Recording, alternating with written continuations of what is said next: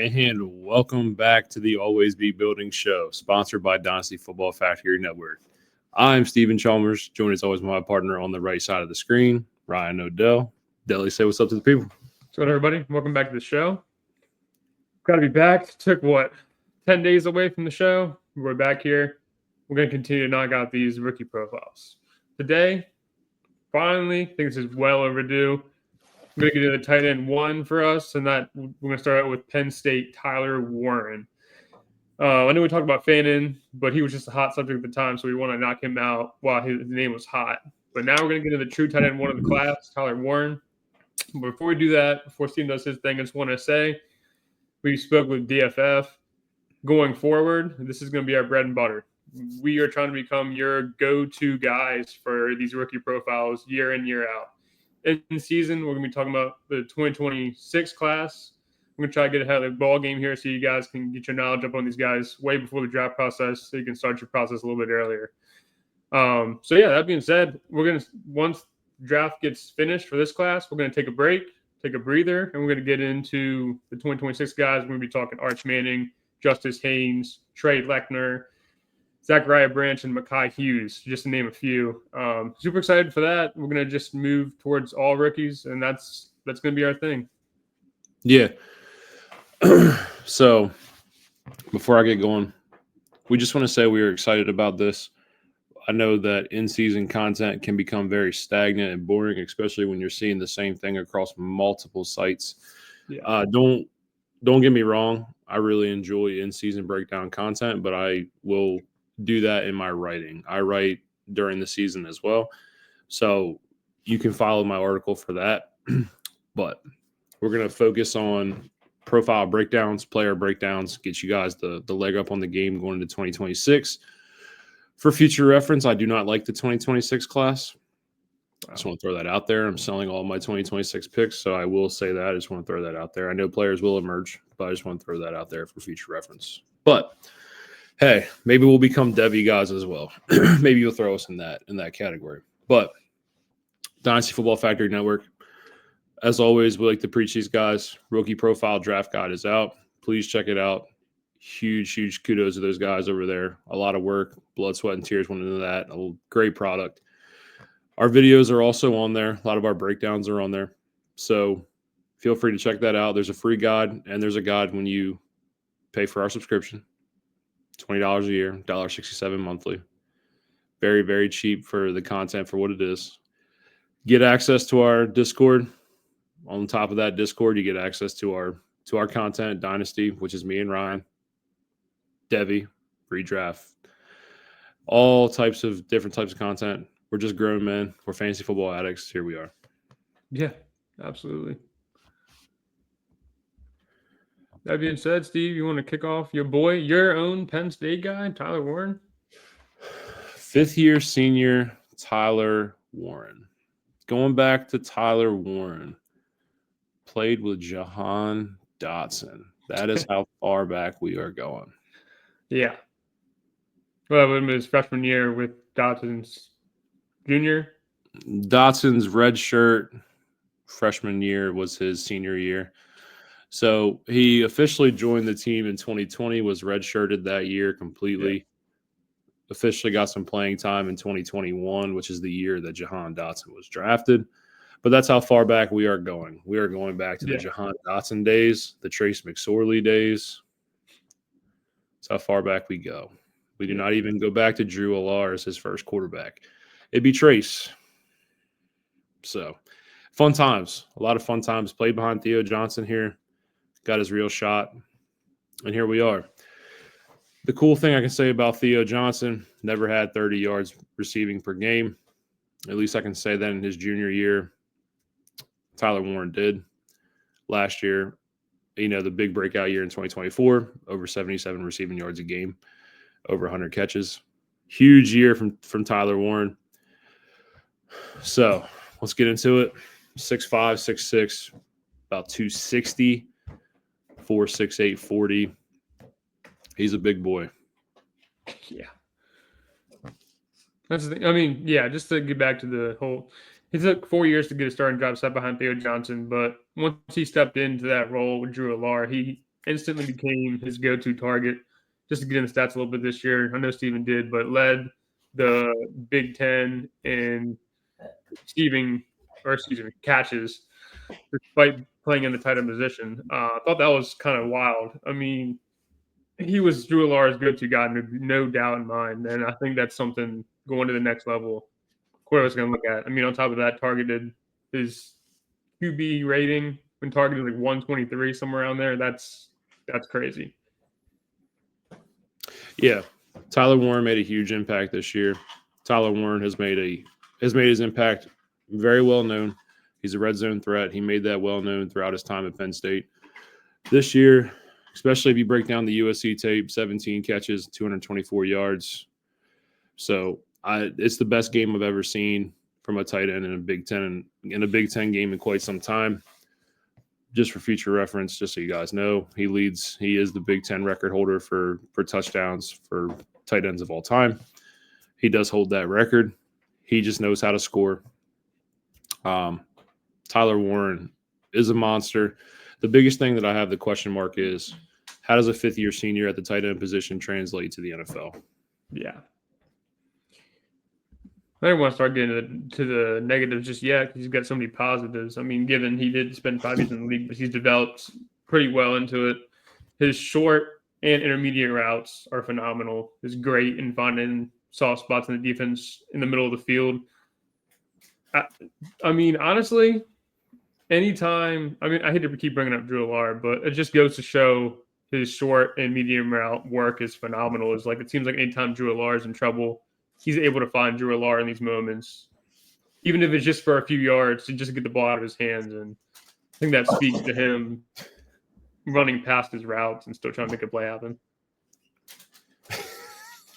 My wife's trying to be sneaky. It's hilarious, by the way. Anyway, so the biggest thing that I have with Tyler Warren, he's a Swiss Army knife type player. We talked about that a lot with Ben Sinnott last year. So 1,233 receiving yards, 8 receiving scores. 218 rushing yards, 4 scores. He even threw a touchdown pass last year. He was a Swiss Army knife in our offense.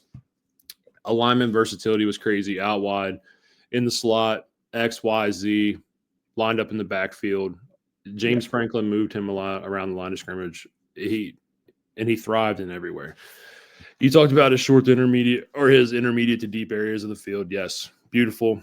But there's a couple of plays we're going to show you tonight, especially in our clips that we have, where he's just catching wide receiver bubble screens and he's picking up 12 to 18 yards. When he gets the ball and he gets it in his hands and he gets moving and he gets the ability to hit that gear, he's a freight train. He doesn't go down on initial first contact. And I don't want to tackle that guy. Do you see how big that dude is? Like he's just, that's just who he is. He makes plays. He loves contact.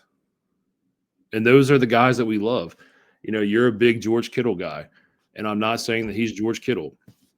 I'm not saying that. But if you're going to look at a direct reflection of the NFL game and players that do not shy away from contact, players that like physicality, Tyler Warren is going to fit that mold. Him and George Kittle, they're both Big Ten guys. And that's how they played football. And they did it very well. Yeah. Here's my last big positive out of him we haven't covered already is just his hands alone.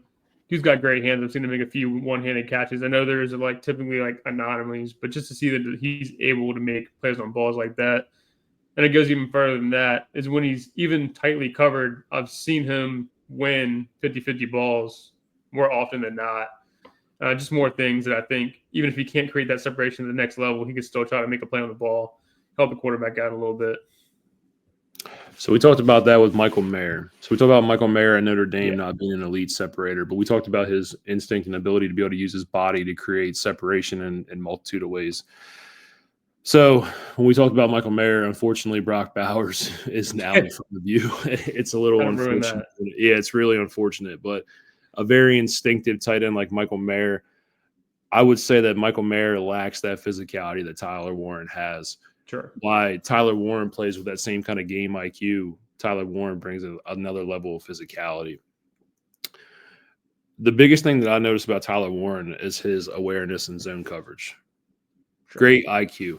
So as a tight end, it's very important to be able to get open and get open quickly, especially as a security blanket.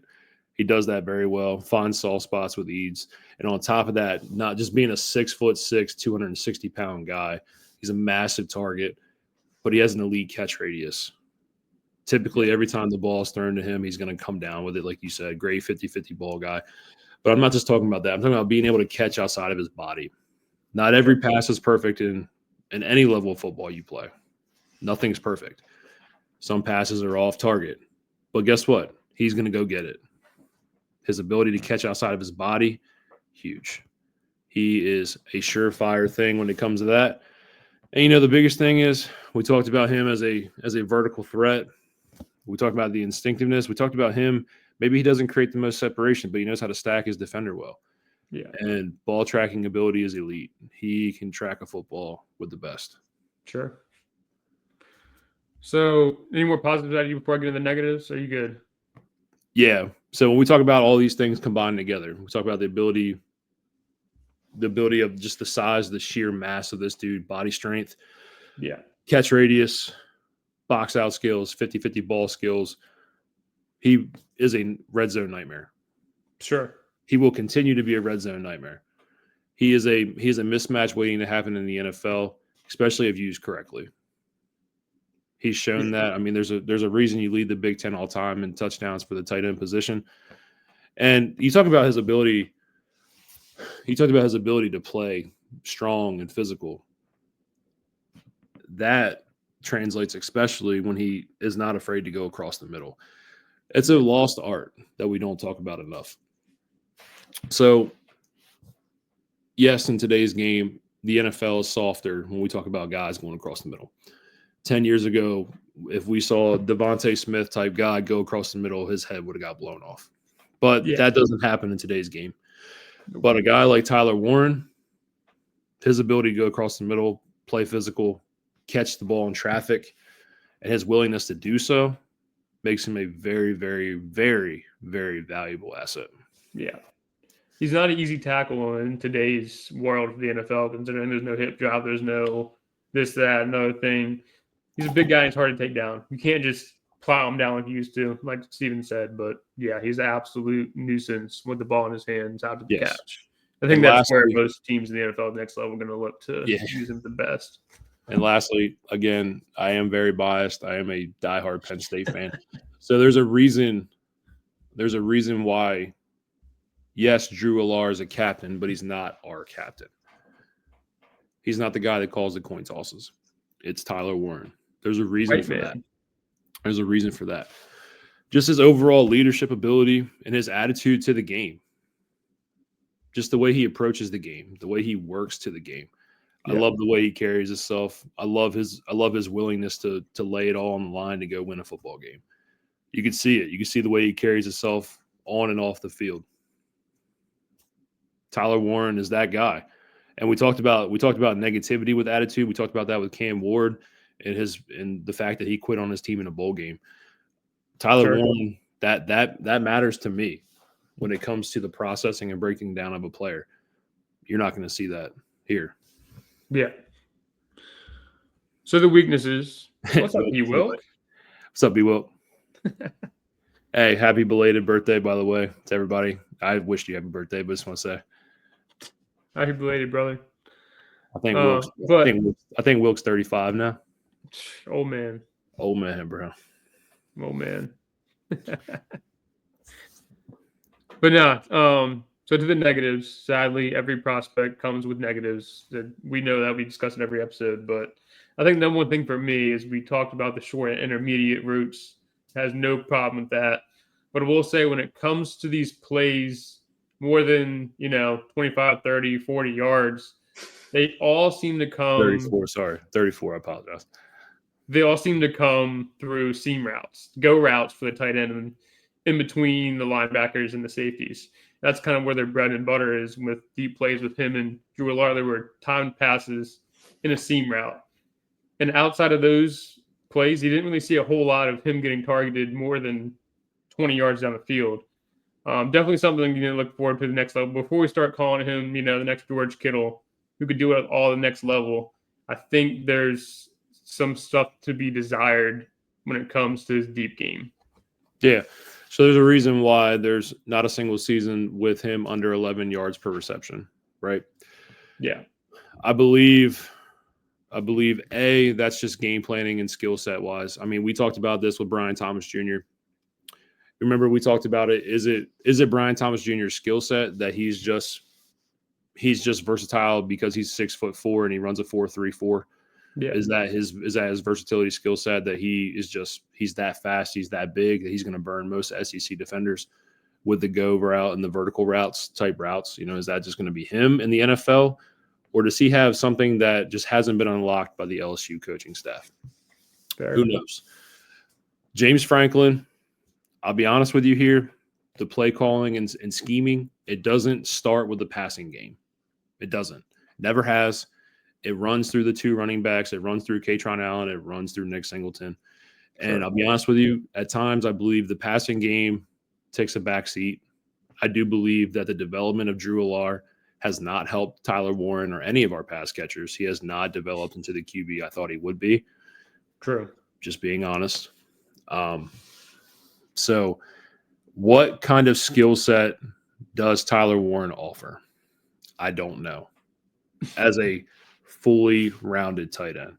But I will say this. I do notice the same thing. I believe that sometimes he relies more on his athleticism more than technique. I believe that Colston Loveland is the most overall gifted from a technique standpoint when it comes to route running and being able to create with his footwork and his ability to come in and out of his breaks. Yes, Colston Loveland is very smooth. Meanwhile, Tyler Warren relies more on the physicality side of the game. Absolutely. And I do believe that will hurt him in some areas. But it's not that it can't be refined. Sure. And then the only other thing that I really don't have a whole lot of negatives. It's tough to draw out negatives for tight ends. But I'll say for a fifth-year guy who spent 5 years in college at Penn State, he still, for me at least, needs to be a little bit better on the blocking side of things, especially after playing for 5 years. Especially when coming, like he kind of referenced it already, Penn State is a run-first team. So he's had plenty of opportunities to pick up on blocking a little bit better, but still consistently game in, game out, he's beaten by the guys on the defensive side pretty consistently, especially the elite guys. They blow right past them, and they're going to be playing a whole lot harder at the next level. So I think that's something that teams are going to have to look at in the draft process, even though I feel like him as a prospect for a team is more looking for like the receiving side of things. But I think it's still something that has to be in the back of your mind. Yeah. So it's fair to say that he's a decent blocker, but not a great blocker. Yeah. Yeah. I believe that his attack point as a blocker and his overall base strength is average. Yeah. You know what I mean? That's what I believe. I would just expect, I don't know, he's been there for so long, run blocking for how many years now? And it's just okay. That's why I said average. Yeah. Well, let's go with average. You know what I mean? So we had talked about it throughout the draft process, and we were shockingly surprised with how good of a blocker that Harold Fannin Jr. was. Yeah. For how much that he lined up in different areas on the field. Because he rarely ever lined up on the line of scrimmage, but when he did, he was a decent blocker. We were actually surprised by the PFF grade by what he got for being a blocker. Yeah. He was better than Loveland and Tyler Warren, which actually surprised both of us. But either way, so let's, good. Decent blocker with upside here at the position. You are right. As a fifth-year senior, you probably should be better, especially in a run-first scheme. Right. Let's go with that. Especially as a first-round tight end. You know what I mean? The guys that we were talking about, the tight ends that we've seen go in the first round here recently, Kyle Pitts was a strict receiving threat. Yep. Wasn't asked to block at Florida. You break down Noah Fant, TJ Hawkinson, Big Ten guys could do it all. Sure. They were solid. Evan Ingram, he was a strict receiving threat. Yep. And when he got to the Giants, inline receiver. That's what he was. Mm-hmm. And we can keep going down the list here of guys like that. And, Eric Ebron, again, he was also a strict inline threat, wasn't really a great blocker. Keep going down the list here of the first-round tight ends. But it comes down to this. I believe that Tyler Warren is good enough in all facets of the game to be worthy of a first-round pick in the NFL. Yeah. And now that we're talking fantasy football, is he worthy of a top 8 pick in rookie drafts? In tight end premiums? No. Tight end premiums are not every down leagues. Not every league plays tight end premium. I know it's a thing where it's more common today, but just top 8. If you're tight end needy, I could see it. I think he might sit right outside that at 9, if I'm thinking off the top of my head. Because what would be the breaking point? Warren or Caleb Johnson? I've seen Caleb fall to 10. Yeah. So it's in that range of guys. But I've also if you're tight end needy, I could see him going top 8. Yeah. But I've also seen Shador fall as well, with the negativity, surrounding his name right now. In Superflex leagues, I think he's definitely worth inside the top 8 regardless. Shador, that is. But Warren, I think it's close. Are you confident dropping inside the top 8? I'm a big Warren guy, man. It just depends at this point, it depends on landing spot. I've seen Fair. We talked about the Bengals. We've talked about the Bengals. I think this is a player where landing spot does become dependent. I've always been talent over situation, but there's just times where there's quarterbacks that I really don't want to see him play with. And Anthony Richardson is one of those names where I really, really don't want to see Tyler Warren play. I don't want to see Indianapolis on the radar. Or Daniel Jones. Okay. I've seen, and we said the same about Brock Bowers last year. I told you, and we said this to the same thing, the same overall, we were on the same tune. I didn't hate the Raiders landing spot for Brock. Right. Notice that Gardner Minshew had one of the lowest ADOTs in the NFL. Security blanket wise, Brock Bowers and him actually got along pretty well. Him and Jacoby Myers, the targets, they just meshed. You know what I mean? Yeah. So I didn't hate the Raiders landing spot. Really didn't. Well, I'll say it's always for me prospect over landing spot for sure. I mean, we saw it last year. We didn't think Neighbors would do a whole lot with the Giants, but yeah, he finished wide receiver 7. Yeah, whatever it was. And like you said, Brock Bowers finished tight end 1, not in fantasy points per game, but overall in the season, despite landing with the Raiders. And I think wherever he lands is going to be fine. I think there's premiums that he can go to that would be a whole lot better. Like you can see him with the Bears would be kind of nasty. I don't see them going towards the tight end position, or the Bengals would be nice, even though they have T and Jamar. But obviously there's ideal landing spots. But I think wherever he goes, I'm not too affected by no landings, as long as he's not playing with some there's certain landing spots. The Colts are my one red flag landing spot. Yeah, they are. Sure. A lot of people have Colston Loveland going to Denver. That'd be cool. And that Denver's a great landing spot. You know what I mean? You know they have Evan Ingram. Right, but we're talking about on a 2-year deal. We're talking about a 30-year-old tight end on a very short-term deal. And I believe there's a cuttable clause in his trade and his deal right after year 1. It all depends. There's so many things that vary into it, but there's a situation like the Chargers. The Chargers need another pass catcher. I would love to see a yak threat like that with Justin Herbert. You know what I mean? There's so many things that go through my mind here.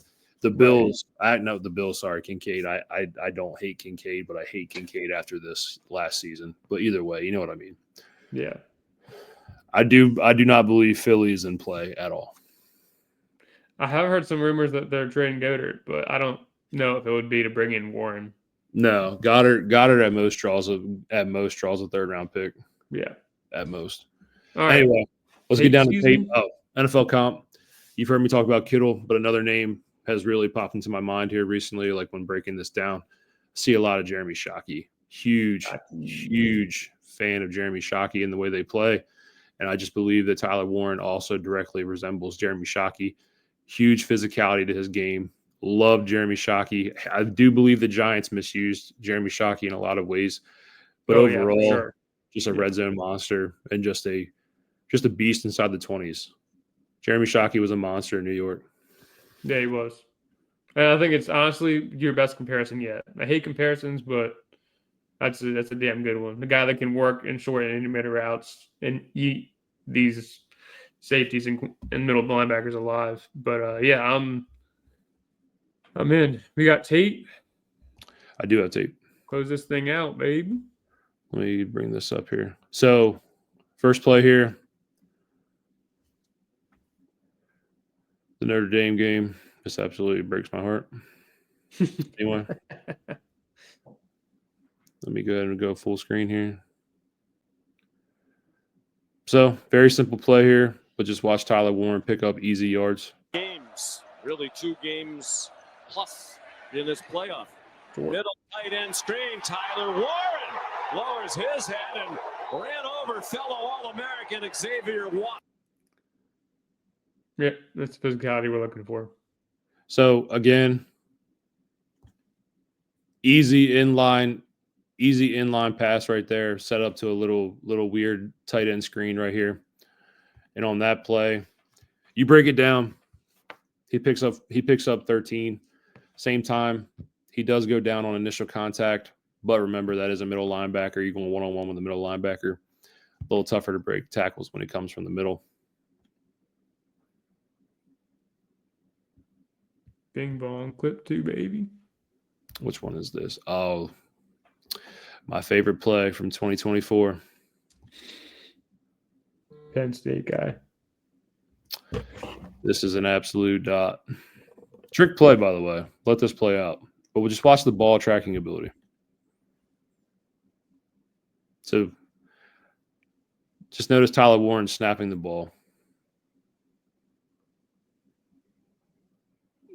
Bing. Oh, my God. Great play. I would love to watch that again. Lined up on the line of scrimmage here. See the snap. Nice trick play.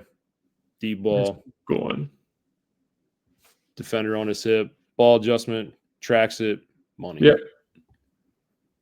Again, best game of the year for him. 17 catches, 224 yards. Absolute monster game. Madness. That's madness. Probably why I finished, Heisman 7? I think he finished ahead of Drew Lauren, Heisman voting. Ain't no doubt in my mind. So I love this play here too. This is actually just a great QB tight end wide receiver connection here. Notice Tyler Warren here. Nickel DB. It's not even fair. Just watch the nice little back shoulder fade, little back shoulder throw right here by Drew. This is a money throw, but a great overall finish. Yeah, great throw. Great throw. Is that more Drew Allard tape than it was? No, it was great catch. It was great catch. Good ball adjustment. Yeah. Oh, and then the Wisconsin one. Yeah. So this is just a different lineup versatility right here. Just want to show this. Hold on. The Wisconsin game. Hold on. Let me.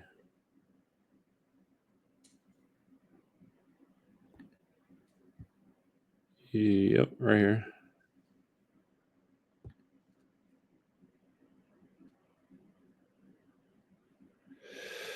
And it's just like this is initiated into the Kansas City offense very well. Just watch the shovel pass from Drew here. Just watch Tyler Warren work.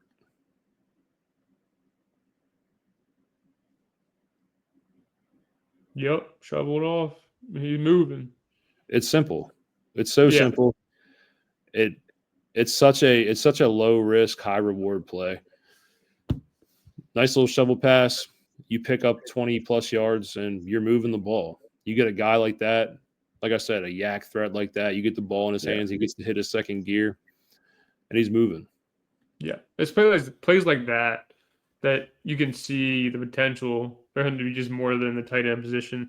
That's why I kind of want to see him land with Ben Johnson, just to see Ben Johnson scheme him up in ways like that and just continue to see that type of ball because I think he really can excel to the next level. But it's going to take a special coach to continue with those types of plays as opposed to just being your typical inline tight end. Yeah. Yeah. Well, you are up next on the pick board. So who's next? Gosh. Wow. We're not dwindling down. Why don't we round out the quarterbacks just to make sure we hit all the notable ones? We'll go Jackson Dart out of Ole Miss next. Jackson Dart out of Ole Miss. Very controversial name. Is he a first-round pick? It is. First-round pick. I actually like this name. A lot of numbers and underlying metrics that'll surprise you guys when it comes to Jackson Dart that I can't wait to dive into. Sure. If him and Trey Harris, did not get hurt this year, I think the season looks completely different for Ole Miss and Jackson Dart. Hell of a name. Good pull. Like that name. Yep. So we're getting Jackson Dart next time we go live. Yeah. So on that note, that's going to wrap up tonight. And anything you want to say before we get out of here? Yeah, as usual. Thanks for coming in, guys. We appreciate you guys that showed out today. YouTube video shortly after this. We're probably looking midday tomorrow. If you missed anything in the first half, it'll be up on YouTube tomorrow. Yeah. That's going to be it for us tonight, guys. Appreciate everybody that came out tonight. And on that note, we are